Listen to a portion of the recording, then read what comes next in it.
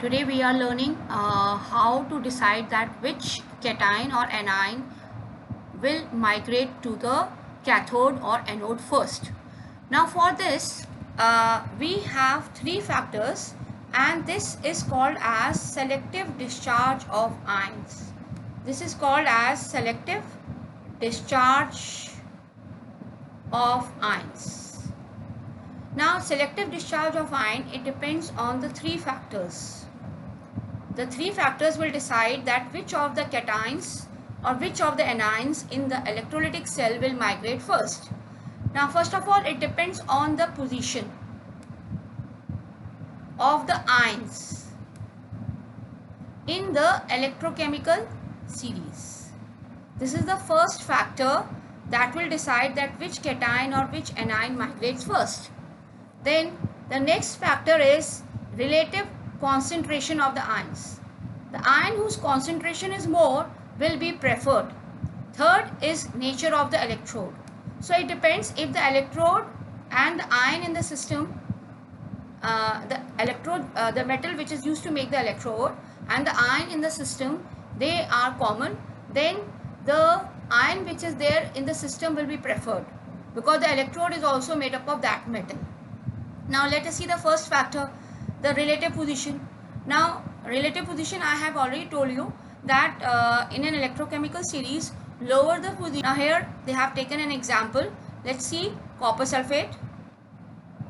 Copper sulfate undergoes dissociation and it produces cupric ions and sulfate ions.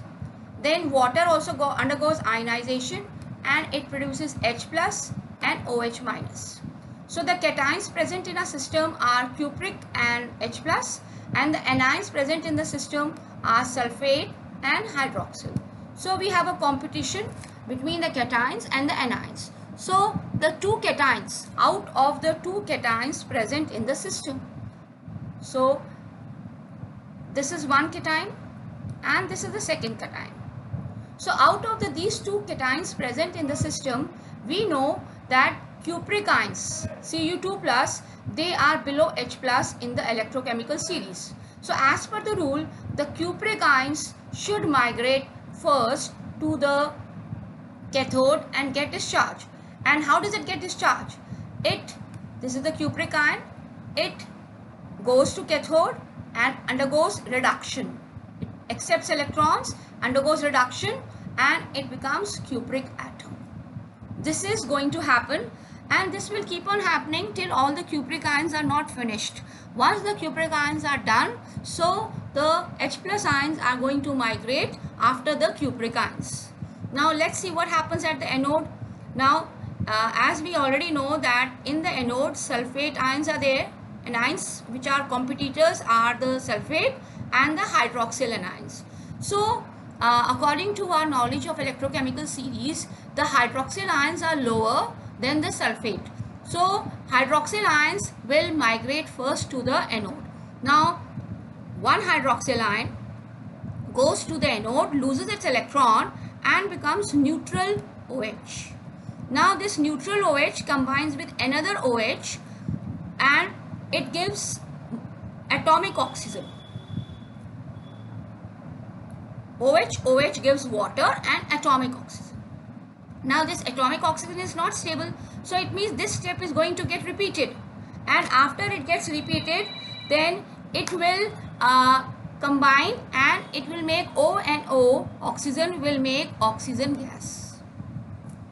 Clear? So you can also write it like this. Instead of writing OH and OH and again writing OH and OH, you can also write it as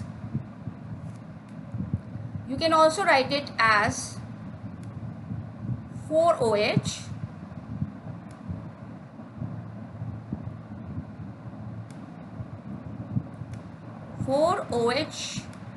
anions. They lose 4 electrons, and when they lose 4 electrons, that is, they undergo oxidation. As a result, they make 4OH, neutral. Clear? Now this 4OH undergoes decomposition, that I'll be writing in the next equation. So this 4OH undergoes decomposition and it leads to the formation of two molecules of water, 2H2O,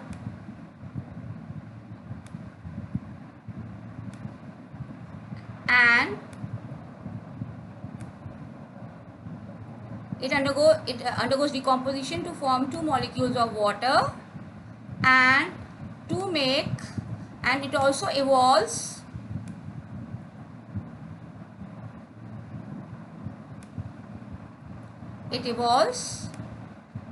oxygen gas. So this is also how you can write it. Clear? This is also how it can be written.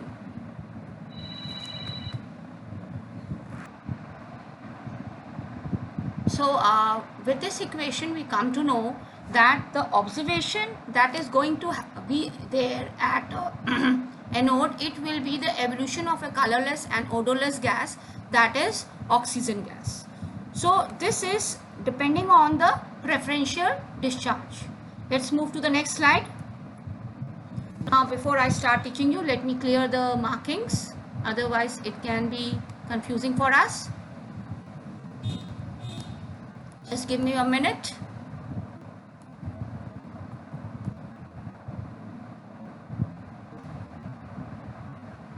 Okay. Now the next factor that plays a very important role is concentration of ions. Concentration of ions. Now, if in an electrolyte any ion has a higher concentration,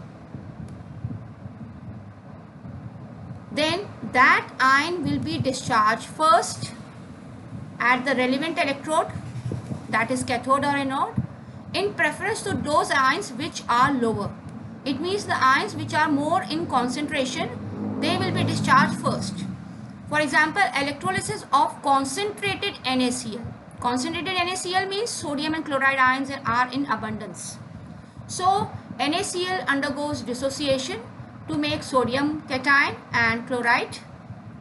Water undergoes ionization to produce H plus and hydroxyl. So here we have competition between the two cations, that is sodium cation and the hydrogen cation. So sodium and H plus ion migrate to cathode, but despite high concentration of sodium, you know, this is a special case where this rule is also not followed. Due to the high concentration of sodium ions, irrespective of the fact, H plus ion gains electrons. So this rule which I have just discussed is generally followed, that the ion which is in higher concentration is discharged. But if it is a case of concentrated NaCl, though in NaCl sodium ions are in abundance, but still it's an exception that Na plus does not go there first, but H plus goes there and it gets reduced. You know, it's very simple to relate that the age of reduction of sodium cation is very less in comparison to H plus ion, even though they are more in number. So here rule number 2 is not followed, even though the concentration of sodium ions is more. So here we are only following the selective discharge rule number 1, that is factor number 1. Now at the cathode we have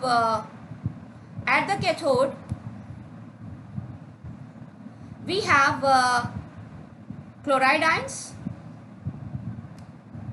and we have hydroxyl ion. Now here the rule says according to the position, higher concentration. So here Cl minus is discharged. So this is normal following second rule, but the discharge of cation, it should have been Na plus, but it did not happen. See, I keep on telling you every time that this theory is worked upon after practical is done.